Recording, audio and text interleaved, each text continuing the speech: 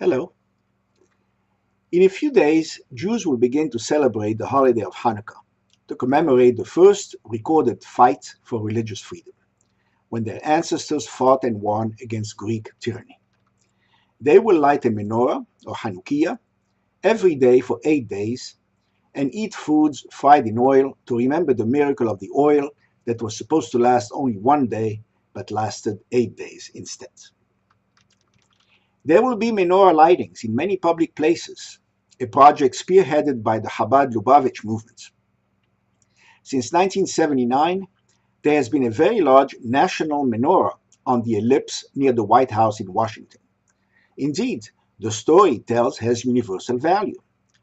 But many voiced concern that religious displays on public lands threaten the principle of separation of church and state.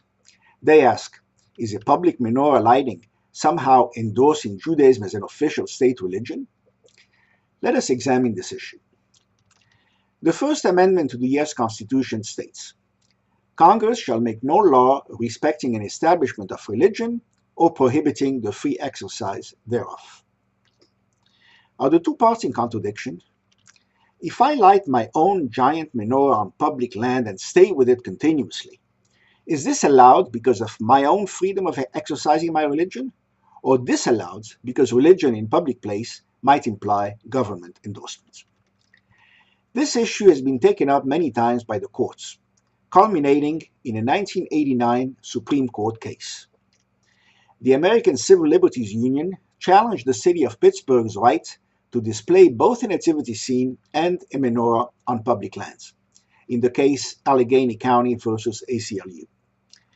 The Supreme Court decided, by a vote of 5-4, that the nativity scene displayed alone is not allowed, and by a vote of 6-3, that the menorah is allowed as a secular decoration because it conveys a message of religious freedom that is meaningful to all. The Christmas tree, as a secular symbol, is also allowed. 4 justices wanted to allow both the nativity scene and the menorah. 3 wanted to disallow both, and 2 wanted to disallow the nativity scene if alone, but allow the menorah alongside a Christmas tree. The Supreme Court may decide what is allowed, but does not decide what is wise. Now, let us turn to the latter. What are the arguments in favor of religious displays in public places? First, we do allow some religion in public with little challenge. There are prayers before and after legislative meetings. The Pledge of Allegiance says that the U.S. is one nation under God, indivisible, with liberty and justice for all. The dollar bill says, in God we trust. And President Washington proclaimed a National Day of Thanksgiving to God, which has been observed continuously since the founding of the country. Second, when the main religion surrounds the others with its symbols, children subliminally get the message that it is the preferred religion. Jewish children must be encouraged to feel proud about their holiday. So should members of other religions. After all, those who cannot share in a public celebration will always feel like outsiders, like tolerated minorities. It has also been reported that assimilated American Jews have been drawn back into the fold by the public lighting of menorahs. What are the arguments against religious displays in public places? First, a menorah is a religious symbol, unlike a Christmas tree which is secular with pagan origins.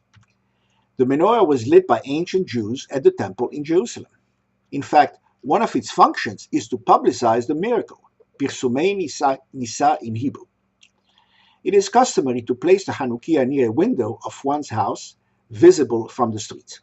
The Talmud says, quote, our rabbis taught it is incumbent to place the Hanukkah lamp at the window nearest the street, unquote. And elsewhere, the Talmud says, quote, Rava asked if there is a choice between lighting the Hanukkah lights and saying Kiddush over the wine for the sanctification of Shabbat.